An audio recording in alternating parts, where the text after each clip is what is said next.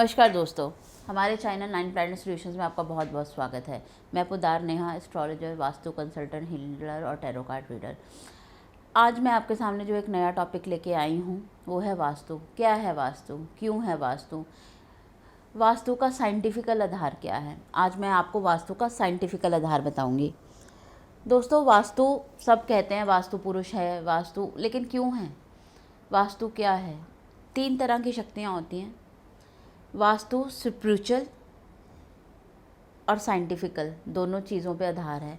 ये हमारी प्रकृति से जो हमें 5 एलिमेंट्स मिले हैं, स्पेस, आकाश, वायु, अग्नि, जल, पृथ्वी, इन सब चीज़ों को मिला के इमारतें तैयार होती हैं।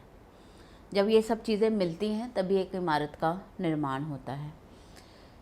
हमारे को वास्तु ने या हमें प्रकृति ने 3 चीज़ें दी हैं, 3 शक्तियाँ दी हैं। गुरु तत्व शक्ति, मैग्नेटिक चुंबकीय शक्ति और सौर ऊर्जा, सौर शक्ति। वास्तु इन्हीं तीनों चीज़ों के ऊपर आधारित है। गुरु तत्व शक्ति क्या है? गुरु आसमान, स्पेस, गुरु भगवान, गुरु आप उनको भी कह सकते हैं।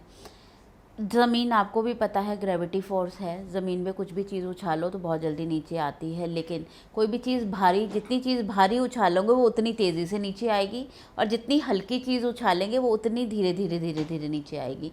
तो ये एक नेचुरल या साइंटिफिकल रीज़न है उसके ग्रेविटेशन फोर्स का, क्योंकि अर्थ में इतना अट्रैक्शन होता है कि वो कोई भी चीज़ अपनी तरफ खींच लेती है। उसकी स्पीड में फ़र्क हो सकता है, लेकिन ये नहीं होती कि वो नीचे नहीं आती।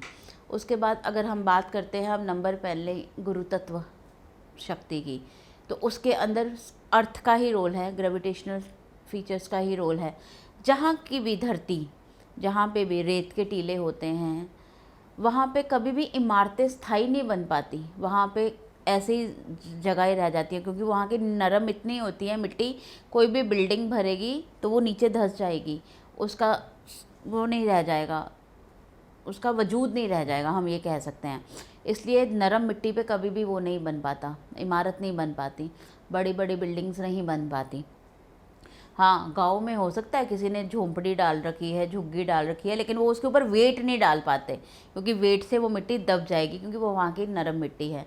दूसरी ऊर्जा, दूसरी शक्ति है चुंबकीय शक्ति। मैग्नेटिक शक्ति क्या है? हमारे यूनिवर्स में, हमारे ब्रह्मांड में जो भी तारे हैं, सितारे हैं, ग्रह हैं, ये सब एक चुंबकीय जोड़ से जुड़े हुए हैं। ये सब एक चुंबकीय जोड़ से जुड़े हुए हैं। ये सब एक दूसरे को अट्रैक्ट करते हैं। पृथ्वी इनको अट्रैक्ट करती है, उनकी किरणें पृथ्वी पर आती हैं।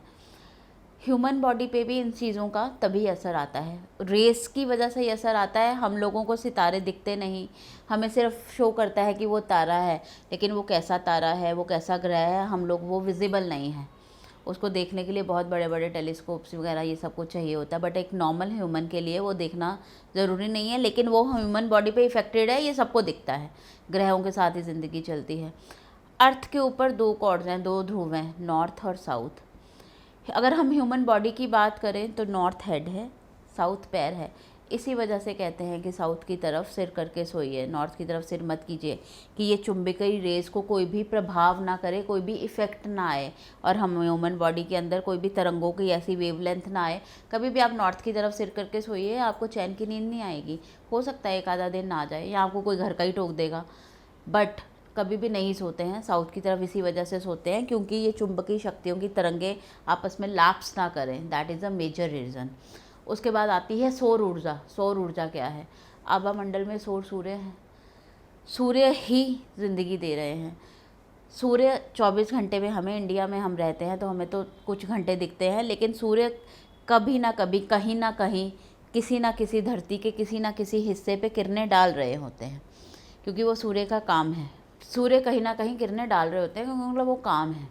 अब सूर्य की 3 तरह की रेज़ होती हैं, मॉर्निंग, आफ्टरनून और इवनिंग। सुबह की जो सूर्य की रेज़ होती हैं उन्हें पराबैंगनी रेज़ कहते हैं। सुबह की सूर्य की रेज़ के अंदर विटामिन डी होता है। उसके बाद जैसे जैसे सूर्य के अंदर लालिमा बढ़ती है, जो उनकी दूसरी रेज़ आती हैं, उन्हें वर्णकण कहते हैं। उसके अंदर क्या होता है, उससे सारे बैक्टीरियाज ख़त्म हो जाते हैं, जितने भी बैक्टीरियाज होते हैं। क्यों कहते हैं सुबह जैसे ही उठते हो घर की खिड़कियां खोलो कि आपके अंदर जो भी बैक्टीरिया या जो भी नकारात्मक ऊर्जाएं हैं वो चली जाएं। सूर्य की किरणें उन चीज़ों पे काम करती हैं, ये चीज़ें सारी उनके वो बैक्टीरियाज को ख़त्म करते हैं। वेस्ट में खिड़कियां रखने के लिए, कम खिड़कियां रखने के लिए इसलिए मना करते हैं क्योंकि वेस्ट की तरफ से जो ऊर्जा आती है उसके अंदर से कोई फ़ायदा नहीं होता, लेकिन जो सूर्य की तरफ से किरणें आती हैं वो आपके घर की सारी नेगेटिव एनर्जीज़ को ख़त्म कर देते हैं।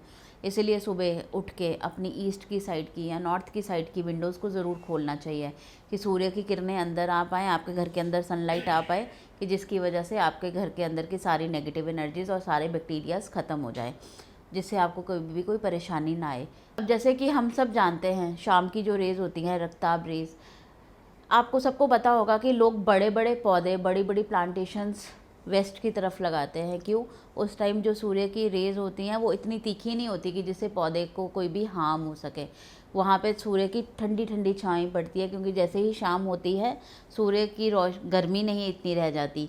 वो दोपहर के टाइम पे जब वो बैक्टीरियल वाला टाइम होता है, उनका वर्णक्रम का टाइम होता है, वो उसी टाइम उस सबको ख़त्म कर देते हैं और शाम को वो वहाँ से अलविदा ले लेते हैं।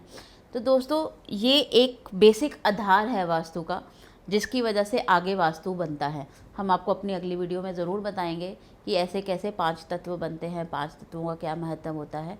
और हम अभी हमारी वास्तु की ऐसी सीरीज़ चलाएंगे कि जिससे आपको पता चल सके किस जगह पे क्या रखने से क्या फ़ायदे हो सकते हैं और क्या नुकसान। धन्यवाद दोस्तों, मेरे चैनल को पसंद करने के लिए, सब्सक्राइब करने के लिए और शेयर करने के लिए। अगर आपको मेरी वीडियोस पसंद आती हैं तो कमेंट बॉक्स में ज़रूर लिखिए, हमें आपके कमेंट्स का हमेशा इंतज़ार रहता है। और आप जैसा चाहते हैं, जो सुनना चाहते हैं, जो आप पूछना चाहते हैं, आप हमें कमेंट्स के थ्रू बता सकते हैं, हम आपको रिप्लाई ज़रूर करेंगे। धन्यवाद दोस्तों।